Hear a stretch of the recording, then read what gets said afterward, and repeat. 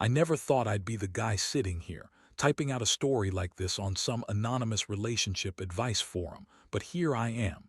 My name's Mike, and I've got a story that's been eating me up inside for months. It all started with the kind of day I'd never forget. The day I found out my wife, Emily, was cheating on me with my own brother, Jake. Yeah, I know, it sounds like a soap opera, but I swear, this is all real. Emily and I had been together for about 3 years and we were planning to get married. To the outside world, everything looked perfect. She was beautiful, confident, sometimes bitchy, but I loved her. Our engagement party was a huge deal for us, a celebration of our commitment.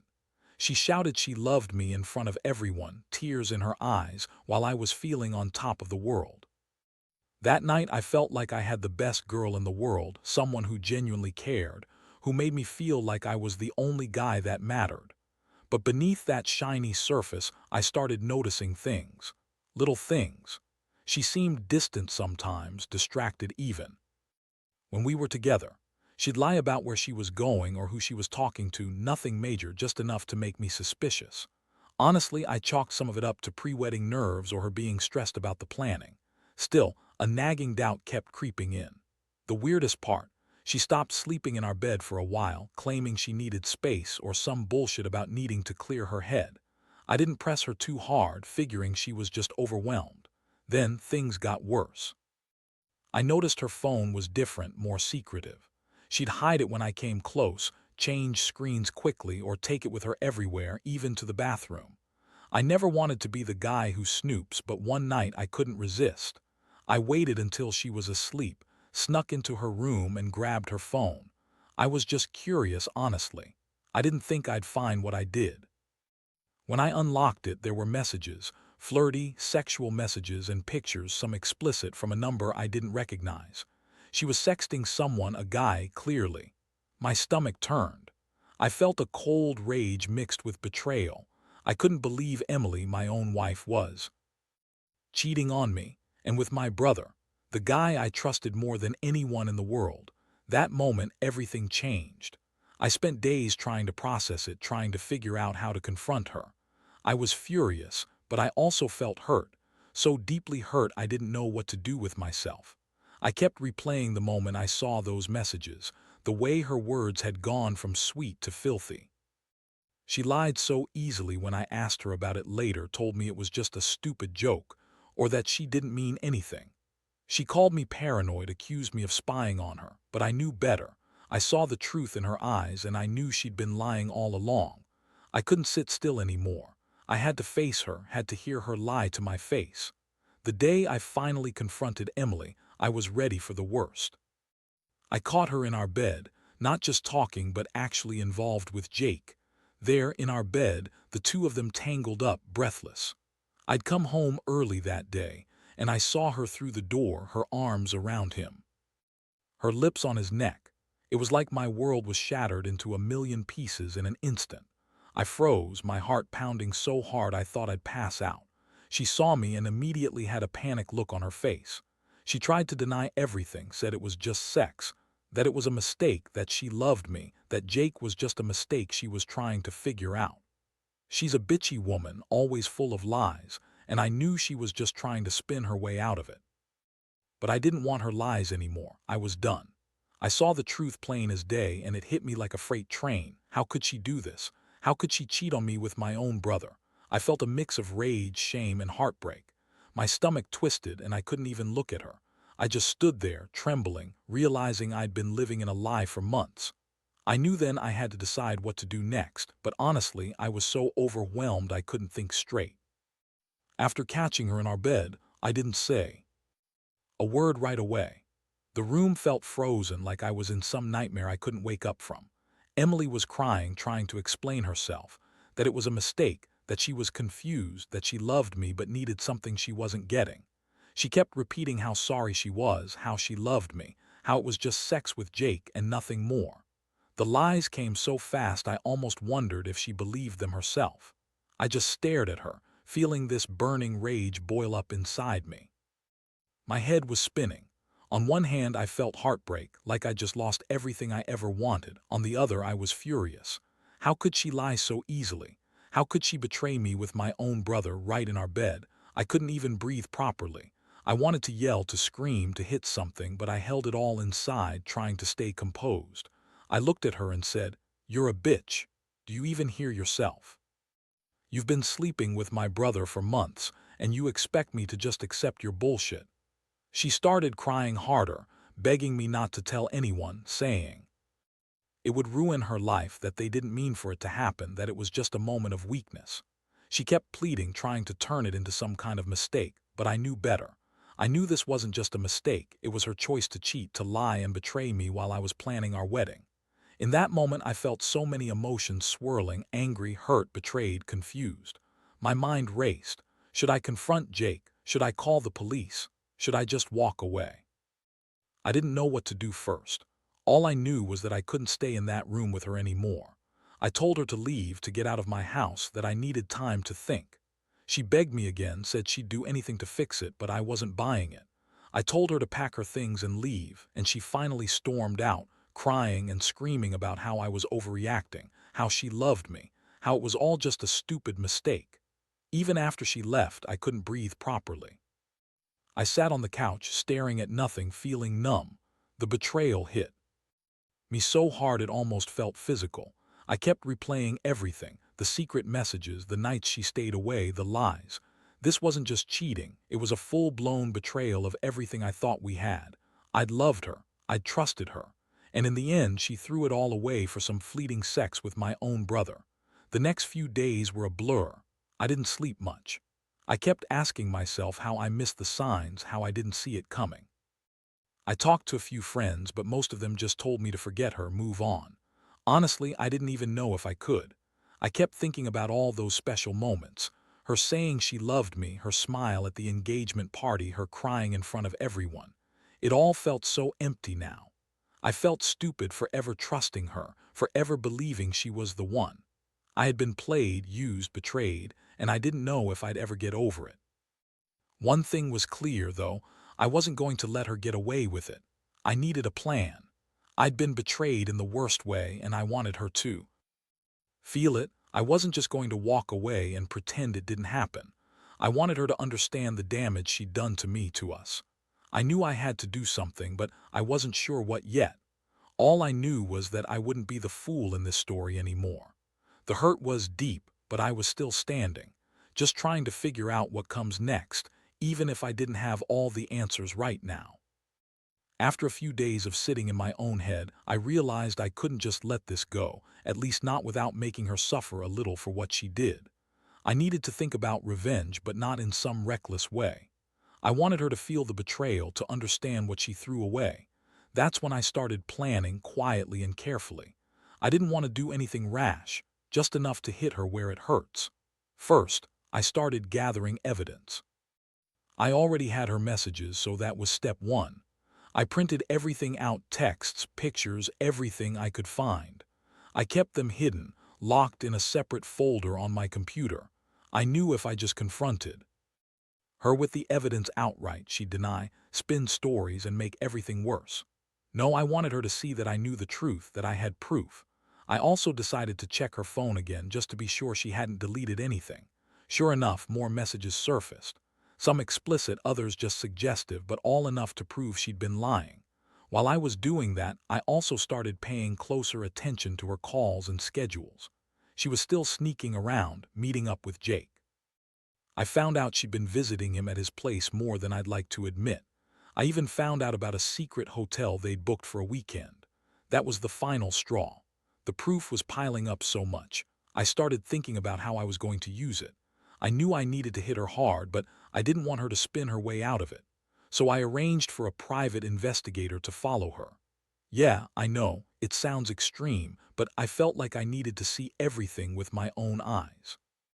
Turns out, she'd been lying to me about so many things. She'd lied about seeing friends, about working late, even about going to the gym. All the while she was with Jake, doing God knows what. I was furious, but I kept my cool. I wanted to catch her red-handed, not just with some text messages. Then, just when I thought I had enough, I decided to set a trap. I timed everything so I could catch her in the act again if possible, or at least have undeniable proof. I told her I was going out of town for a business trip, completely fake, just a way to get her alone. I stayed home, hidden in the shadows, watching her every move, waiting for her to slip up. And sure enough, one night she met Jake again. I saw them go into that hotel she'd booked, heard the keys turn, and my stomach sank. I had everything I needed now. That moment, I realized I could finally confront her, really confront her, with everything laid out in front of her. I wasn't going to let her gaslight me anymore. I was ready to expose her lies once and for all. Deep down, I knew I had to do it. I wanted her to see that. I wasn't some naive fool who didn't notice what was happening. I was done playing nice.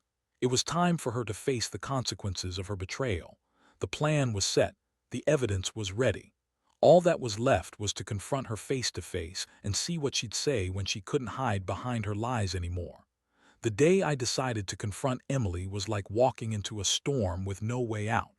I knew she was going to lie her way through it, but I didn't care anymore. I had everything laid out, screenshots, hotel receipts, the logs from the investigator. I wanted her to see that I wasn't some clueless guy who got blindsided. I was the guy who knew the truth and was finally ready to throw it all in her face. I staged it so that I'd catch her alone. I told her I was coming back from my trip early, just to be sure she wouldn't have her little brother or any other backup around. When she arrived at the house, her face was the usual bitchy smirk, like she thought she could talk her way out of anything. She tried to act innocent at first, asking what I wanted. I just pulled out my phone, laid the evidence on the table, and looked her straight in the eyes. "Tell me what this is," I said coldly. Her face quickly drained of color, and for a moment she looked genuinely stunned.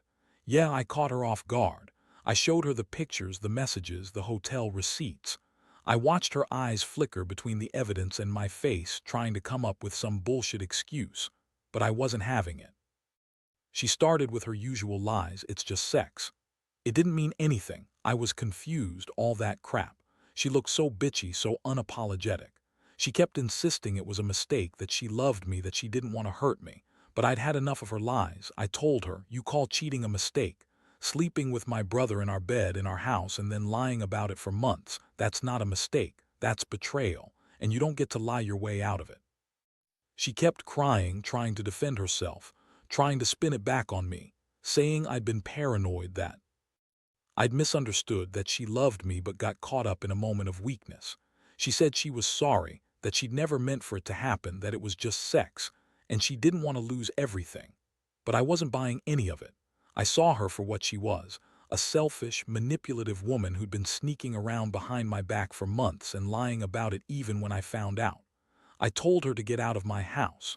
I told her I never wanted to see her again. I was so angry I could barely speak straight.